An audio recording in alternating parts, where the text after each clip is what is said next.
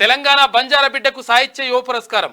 తెలంగాణకు చెందిన ప్రముఖ రచయిత రమేష్ కార్తిక్ నాయక్ను 2024 ఏడాదికి గాను ప్రతిష్టాత్మకమైన సాహిత్య యువ పురస్కారం అవార్డు వరించింది.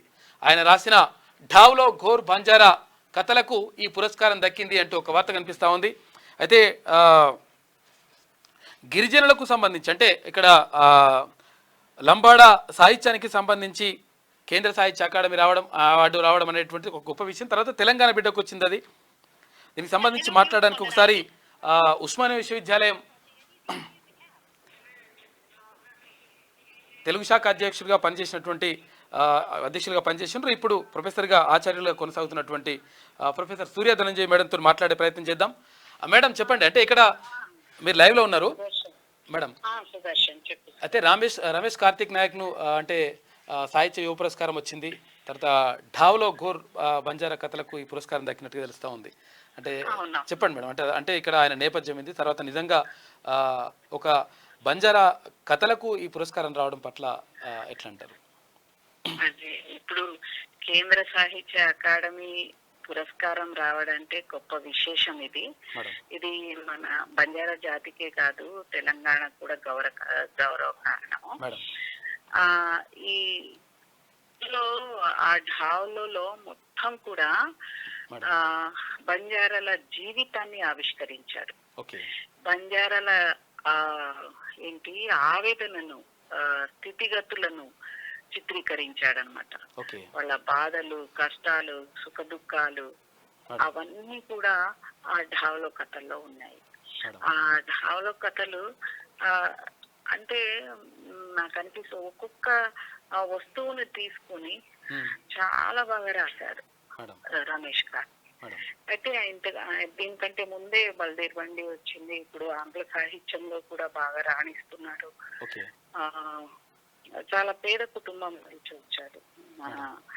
అయితే వేల సాహిత్యంలో బంజారా సాహిత్యం ఎక్కడ కనపడదు, కానీ ఈ మధ్య బంజారా సాహిత్య చరిత్ర గాని, బంజారాలకు సంబంధించిన కథలు గాని, కవితలు గాని, నవలలు గాని ఈ మధ్యనే రాస్తున్నారు. వాళ్ళ జీవితాలని ఆవిష్కరిస్తున్నారు. ఇప్పుడే రమేష్ కార్తిక్ కవితా సంపుటే మొట్టమొదటిది బల్దేర్ బండి. అది కూడా షార్ట్ లిస్ట్ లో చాలా సార్లు అయింది కేంద్ర సాహిత్య పురస్కారానికి. కానీ బల్దేర్ బండి కూడా ఈ మధ్య కాలంలో వచ్చిన కథా సంస్కృతి, అది దానికి పురస్కారం వచ్చింది. ఇది శుభ పరిణామంగా నేను భావిస్తున్నాను. మీరు కూడా తాంగడి తర్వాత ఇంకా చాలా రచనలు చేసిండ్రు. హావ్లో అని కథా సంస్కృతి తీసుకొచ్చాను 12 కథలతోని. ఆ తర్వాత తాంగడి, నేను రమేష్ కార్తిక్ కలిసి కేసుల అని ఒక కథా సంకలనాన్ని కూడా, పెద్ద సంకలనాన్ని కూడా తీసుకొచ్చాము. 55 కథలు ఉన్న సంకలనాన్ని తీసుకొచ్చాం. ఇప్పుడు ఇంకొకటి కూడా కథా సంకలనం వస్తుంది, బంజారాలకు సంబంధించిన కథా సంకలనము. చాలా హార్డ్ వర్క్ చేస్తాడు. మనకు కృషి ఉంటే మనుషులు ఋషులు అవుతారు అనే నానుడి అది ఇప్పుడు నిజమైందని నాకు అనిపిస్తుంది. చాలా కష్టపడతాడు, హార్డ్ వర్క్ చేస్తాడు. ఆ పిల్లోడు రాస్తూనే ఉంటాడు, 100 పుస్తకాలు చదివి ఉంటాడు. ఇంగ్లీష్ పుస్తకాలను బాగా చదువుతాడు, ఆంగ్ల సాహిత్యం. గతంలో మోహన్ రావు కూడా వచ్చింది మన దగ్గర, అంటే ఇక్కడ కూడా వచ్చింది. అవును, వీళ్ళ జీవితాల గురించి బాహ్య ప్రపంచానికి తెలియదు ఎవరికి కూడా. ఇప్పుడిప్పుడే అందరికీ తెలుస్తుంది, అందరికీ అవగాహన వస్తుంది.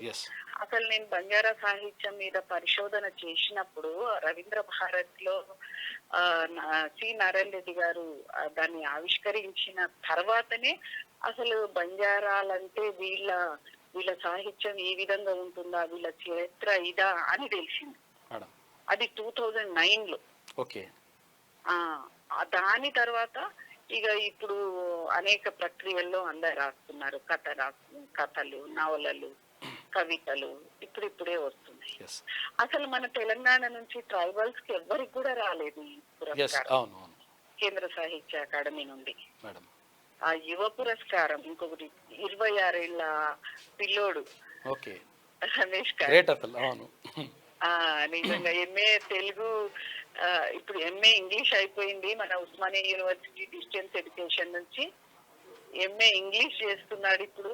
Madam open university, Ambedkar open university నుంచి డిగ్రీ చదివాడు ఆ పిల్లోడు. మేడం అట్లా చిన్న చిన్న పార్ట్ టైం ఉద్యోగాలు చేస్తూనే చదువుకుంటున్నాడు. ఇప్పుడు దూరదర్శన్లో కొన్ని ప్రోగ్రాంలు కూడా ఆ అబ్బాయి కండక్ట్ చేస్తున్నారు. Thank you madam. Thank you. ఇది అంటే ఉస్మాన్ యూనివర్సిటీ ఆచార్యులు తెలుగు శాఖ ఆచార్యులు సూర్య ధనంజయ్ మేడం చెప్తున్నటువంటి మాట. అంటే ఇక్కడ రమేష్ కార్తిక్ అంటే మొత్తం కూడా జీవితం అంతా కూడా అంటే అట్టడుగు వర్గం నుంచి వచ్చినటువంటి వ్యక్తి. తర్వాత ఇక్కడ అంటే ఢావ్లో గోర్ అంటే ఇక్కడ ఏది పెళ్లి సందర్భంగా అంటే అక్కడ బంజారాల పెళ్లి సందర్భంగా వధువు ఎవరైతే ఉంటారో పెళ్లి కూతురు ఉంటుంది కదా, పెళ్లి కూతురుకి ఒక 100 అంటే నెల రోజుల పాటు ఎంత తంతు అంతా కూడా జరుగుతూ ఉంటుందంట. అప్పుడు ఏడుస్తూ తన బాధలు చెప్పుకునేటువంటి ఏవైతే కథలు ఉంటాయో ఆ కథలనే ధావలో గోర్ అని చెప్పేసి అంటారంట. అట్లా పురస్కారం లభించినట్టుగా తెలుస్తూ ఉంది మన తెలంగాణ యువకునికి. గతంలో గడ్డం మోహన్ రావు అని చెప్పేసి నా మిత్రుడు, ఇక్కడ మా పక్కూరే ఆజిపూర్ బొమ్మలవారి మండలమే, అక్కడ అతనికి కూడా కొంగవాలు కత్తి అని చెప్పేసి తన జీవితాన్ని తర్వాత అంటే రాసుకొని ఆ కొంగవాలు కత్తి అనేటువంటి ఏది నవలకు అవార్డు వచ్చింది గతంలో.